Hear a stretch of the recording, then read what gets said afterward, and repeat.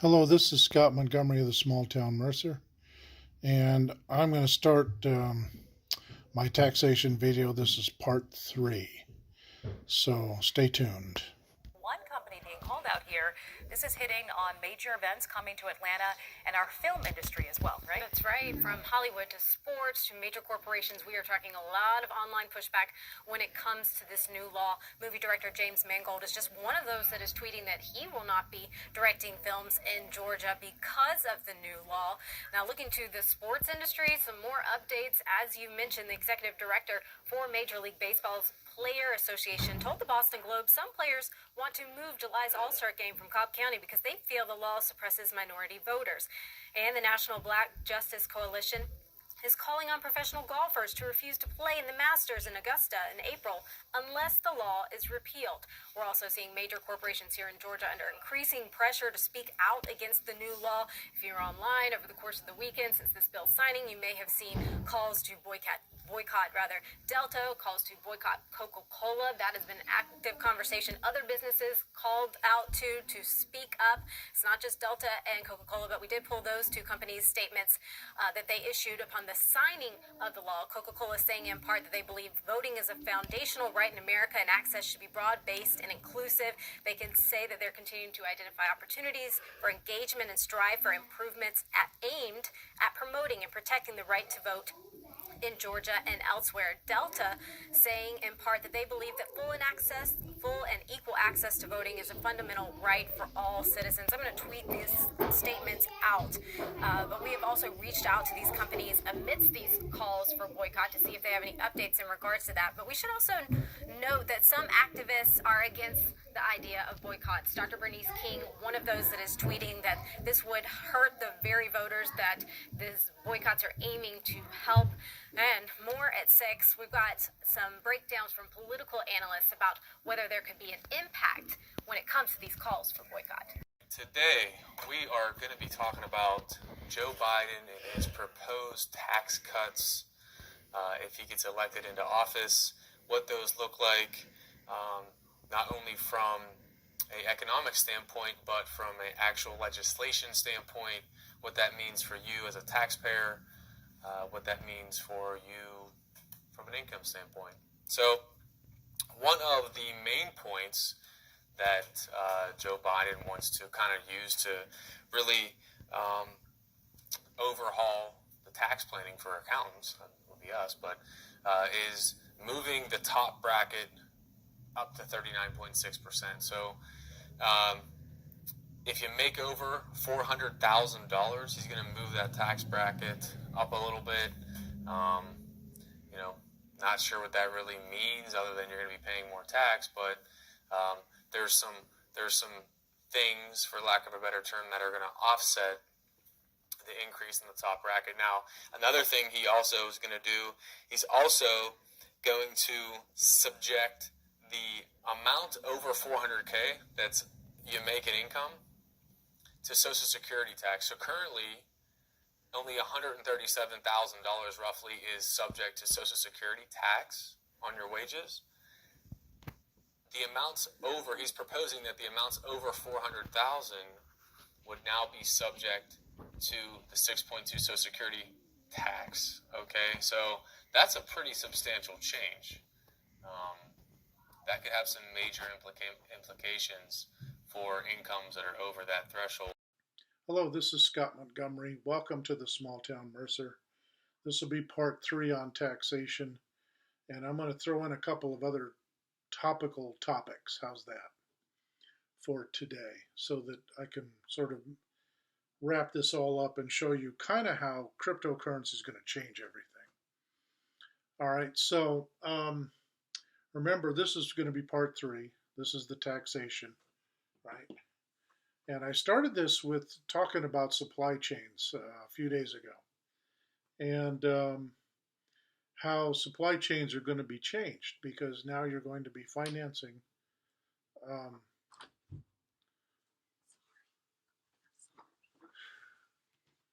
sorry folks. So anyway, so I talked about how having technical difficulties here. All right, the staff is out of the room. I have very little staff, but I need them. So anyway, um, so like I said, I talked about how cryptocurrency could change that dynamic. And the main way that I feel is going to change it is when all currencies are very similarly um, valued, you're not going to have to country hop as much. Like I said, it's going to be difficult to move some industries, and I think they're okay where they are. And you're still going to need to ship things. Obviously, some geographical locations have advantages that others don't, and in particular, things like food and other perishables that are grown or possibly made in other parts of the world that are more convenient. And so, such as Africa, let's say, you would mine diamonds there or gold or whatever. Well, maybe you can process it there now and smelt it or whatever, as opposed to just extracting it and putting it somewhere else. It's a possibility. You can't always do that, but sometimes maybe you can. All right, so, but taxation. Now, taxation is going to radically change, I think, once cryptocurrency is the currency around the world. And so it's going to change a lot of things. And I played for you two videos that are seemingly unrelated to taxation. Well, one of them was. One of them is proposed legislation. Okay? So, what I want to say about that is that in the first video, we're having this, and I want to address this issue because this is kind of the perfect example of how cryptocurrency, um, by influencing taxation, will also influence or take this all type of altercation out of play. Okay, so recently, this is April 1st. So even though I'd like to put a joke video out, this is not a joke video. It's April Fool's. So, but what's happened is that Georgia passed a law that wanted to make voting fair. All right. So proof of ID, that type of thing, which is perfectly reasonable, perfectly fair. There were a lot of um, um, allegations made about the last election, presidential election in 2020, about some of these ballots that were not up and up. We may have had hundreds of thousands, maybe even millions of ballots that were questionable. So now we're trying to make the voting process fair. Everyone on the planet Earth should agree with that law. I mean, I don't know how the law was written exactly, but the basis for the law that everybody has to prove who they are and register to vote. I believe we should register to vote every year in January so that they know where we live and get a voter ID. I think everybody 18 years of old or older should get that privilege and have a voting card and have an ID with it. All right? So you have one vote per person. All right? And there's nothing wrong with that. So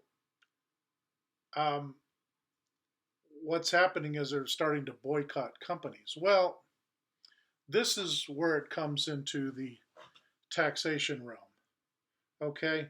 So you're going to cause a boycott of companies that you think are doing something you don't like.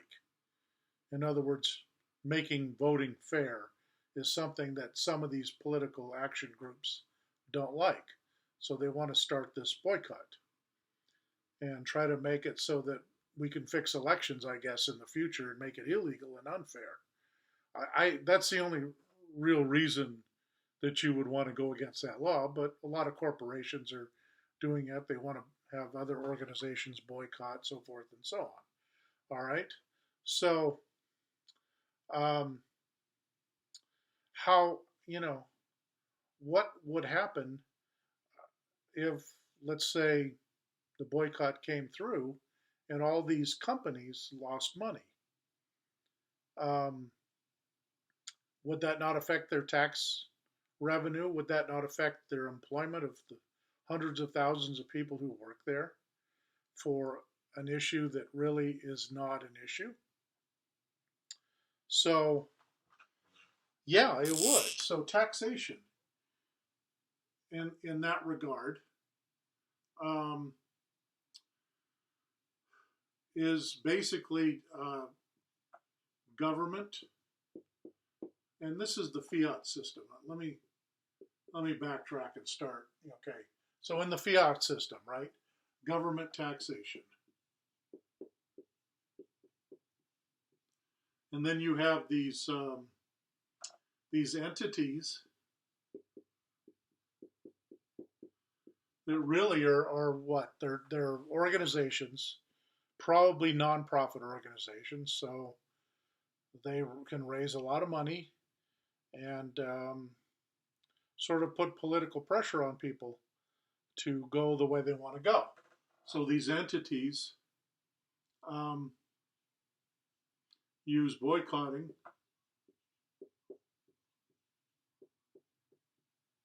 Now, I'm not saying that boycotting is bad, but I'm just saying that a lot of these entities that are not taxed, they're nonprofits, right? Can draw a lot of money, solicit a lot of funds, and basically subvert the wishes of the people.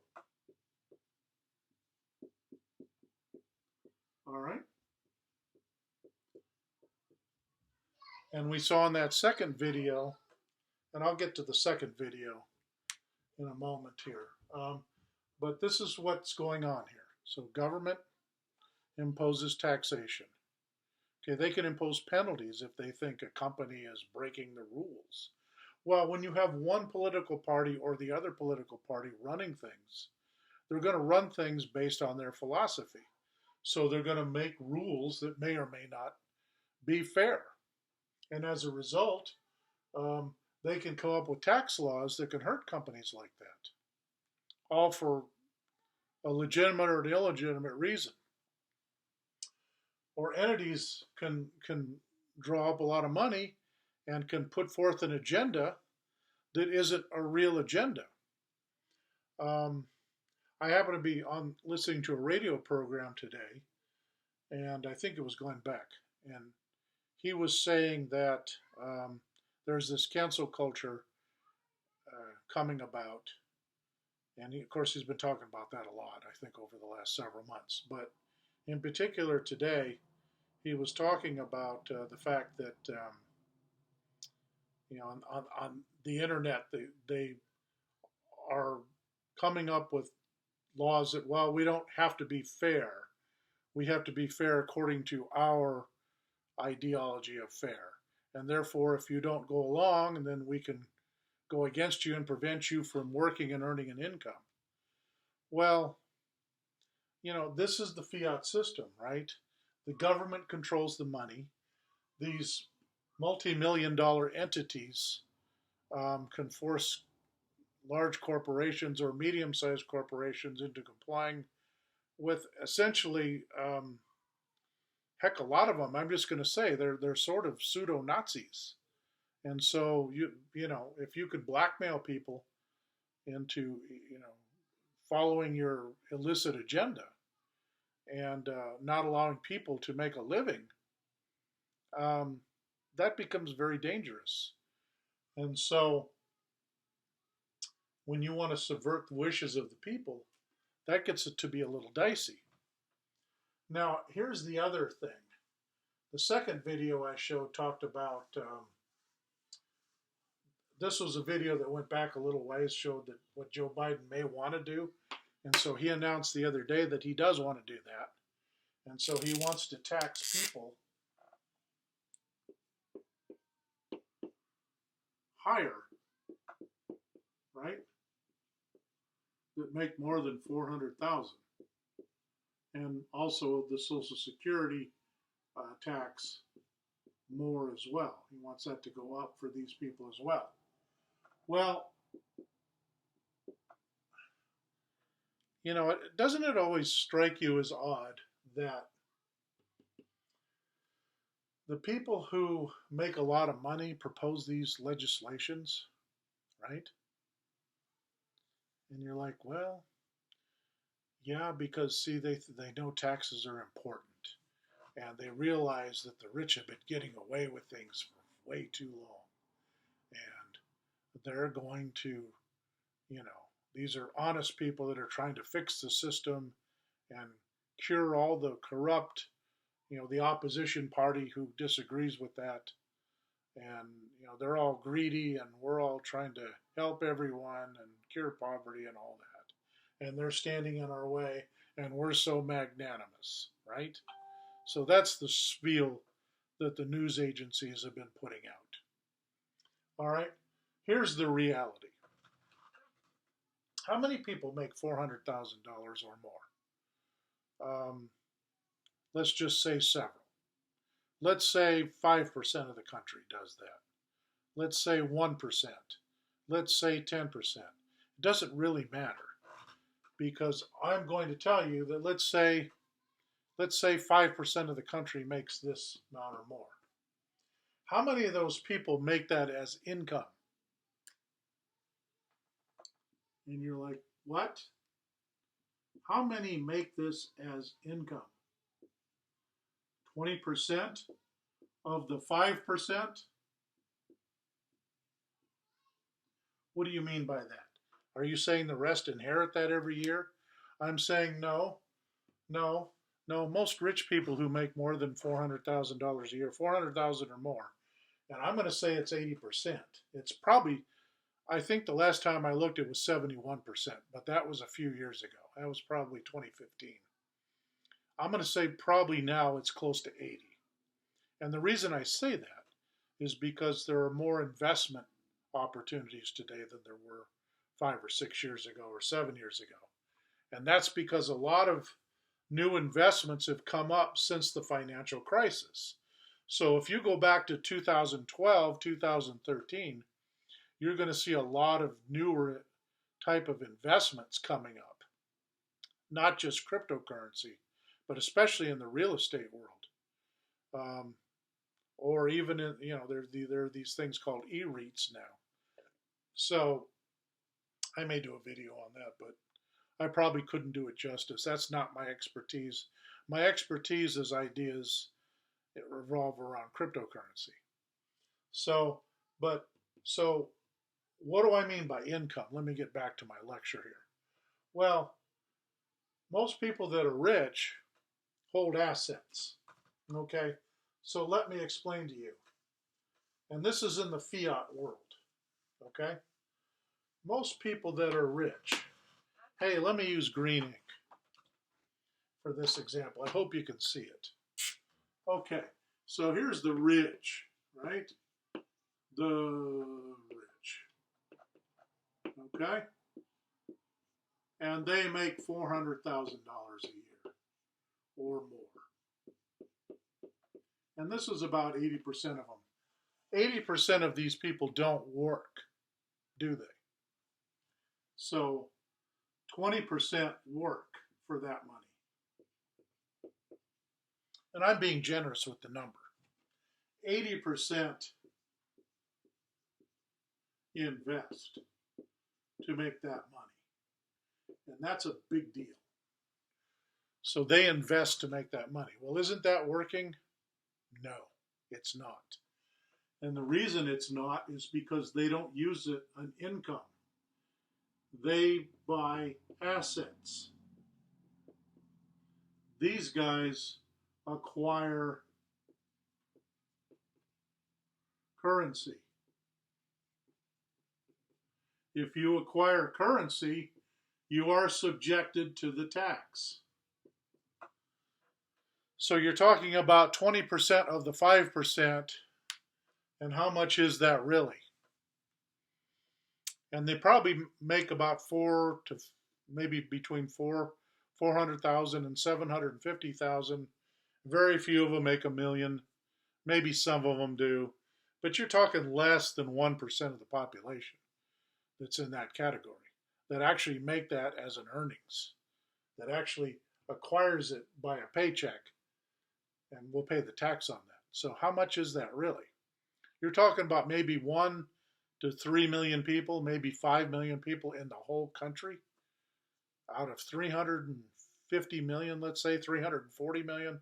I'll just say 340 million. You've got about 1 to 2 to 3 million people that are going to pay that tax. That's it. All right. Most of these people, who makes that kind of money anyway? Um, maybe executives at corporations, maybe entertainers, like a ball player or an actor or something. Um, Beyond that, I don't know. And they probably have other tax dodges that'll bring this down. But you know, but most people invest. 80% of these people that they actually make more than 400,000. And what do?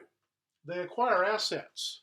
Assets are like expensive um, investment properties, not the ones they live in, the ones that they use to generate income. Okay, do they write a check out of their checking account and buy these investment properties? No, they don't.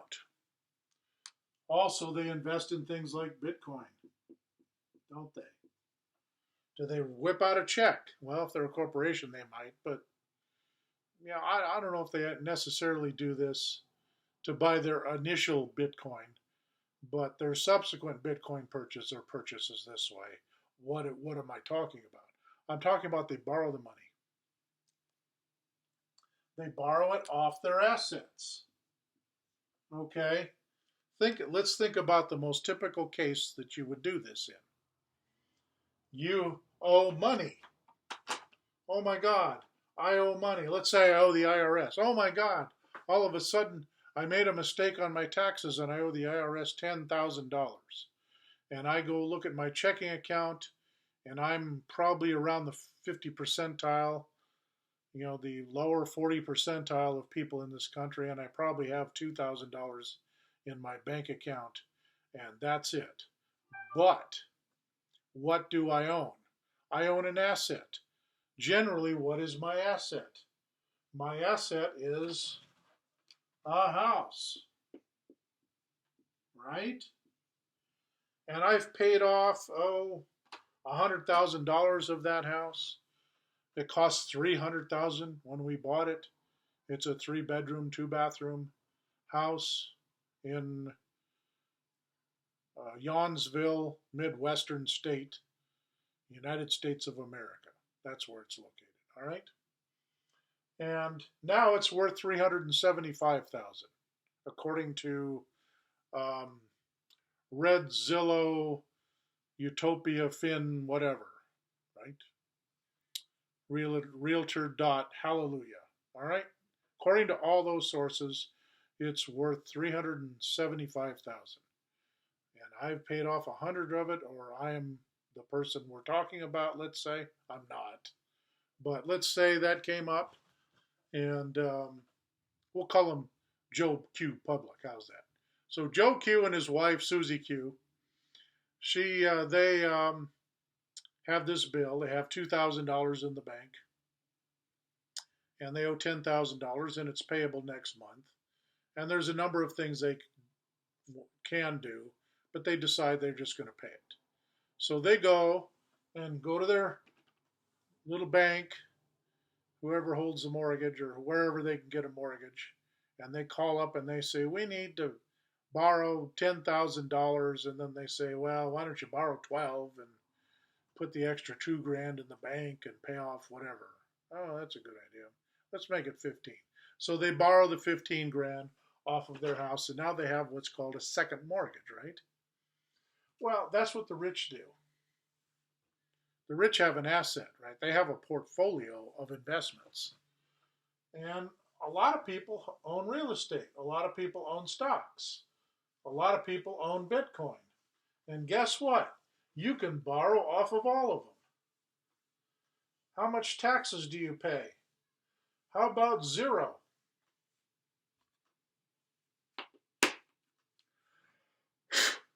This much. All right? How much tax are they going to pay when that tax bill passes? That's not a that's not an okay sign. It's not some white power thing or whatever. That is the number zero. That's how much they pay. All right?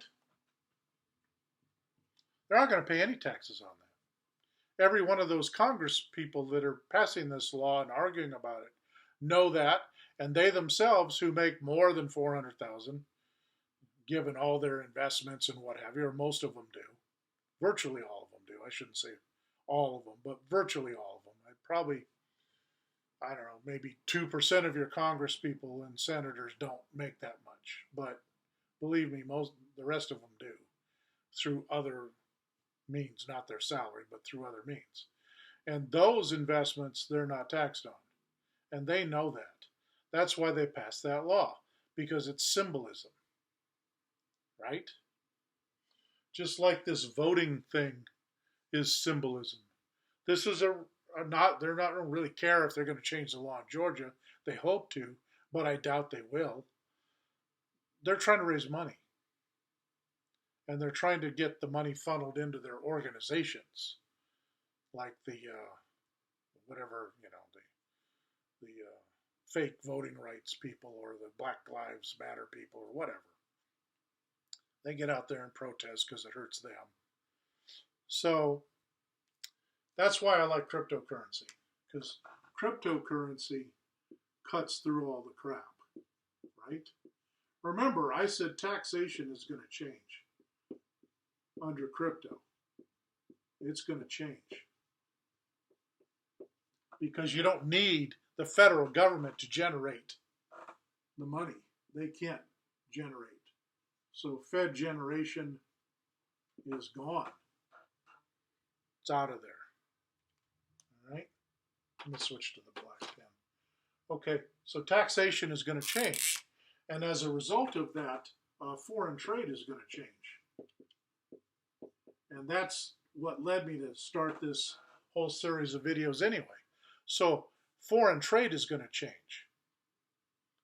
It's going to change. And the reason it's going to change is because now we have equal values of money.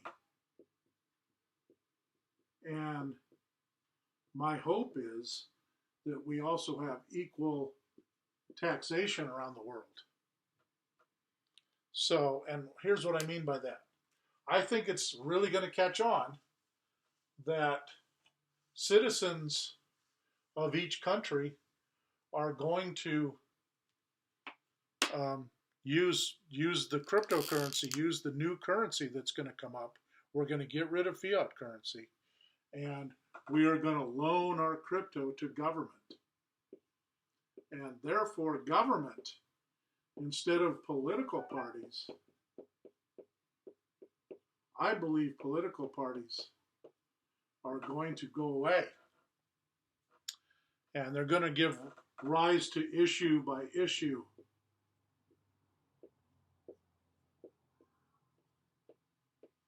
And now we're all going to say, okay, now it's not a political movement. Well, I want to make the political rules in Georgia fit, my political party. My political party does not have an advantage in that state. So therefore, we got to make it so that we can cheat to win. And so we can come up with fake ballots and all that. No, we're doing away with that. So everyone's going to agree with that. Because why? Because there's going to be no money involved. All right? Money is going to come from you now.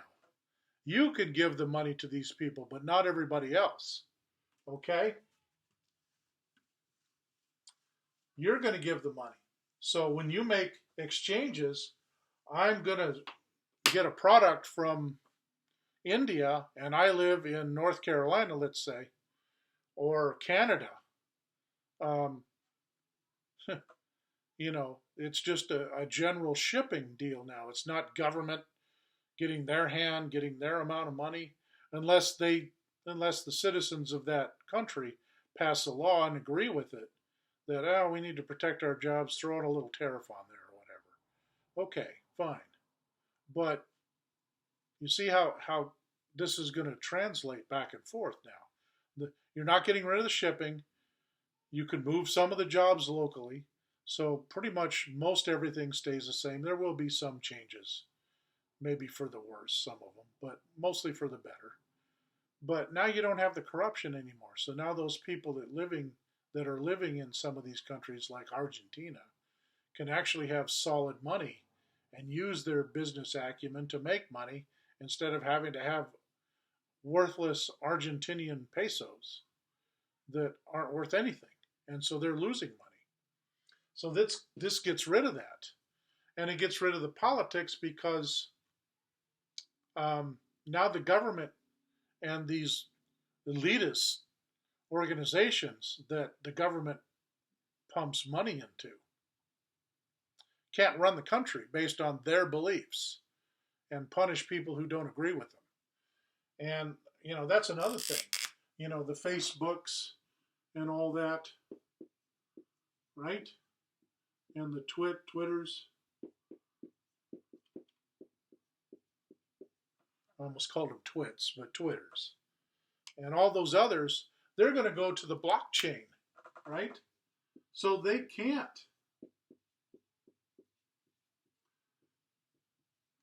silence you. You own your own space. They can't, let's say, oh, we're going to kick Donald Trump off our platform. Can't do it. He owns it. You don't own it. You just own the platform. That's it. You can tokenize it and make money that way, but somebody doesn't have tokens, okay. But again, eventually I think there will be a specific altcoin at some point. There may not be, but there might be. Maybe there's 2 or 3. I don't know. But either way, those are going to be the tokens on your platform, nothing else. So if they don't have the money, okay, fine, that's one thing. But if they do, you can't do anything about it. And that's the way it should be.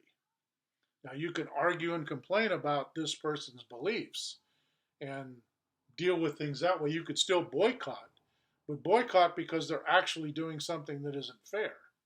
Not they don't agree with your politics, so they need to be boycotted. That's ridiculous. All right. So that's how I think it's going to go in the future. So you're not going to be able to do this, and you're not going to be able to use the tax system to promote a political party's agenda, because there won't be a political party. There's no need for them. You need to follow the Constitution as strictly as possible. And then you take issue by issue by issue.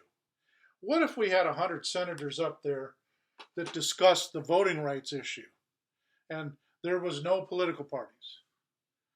Okay, do you have to show an ID? Yes. Do you have to show an ID to drive? Yes.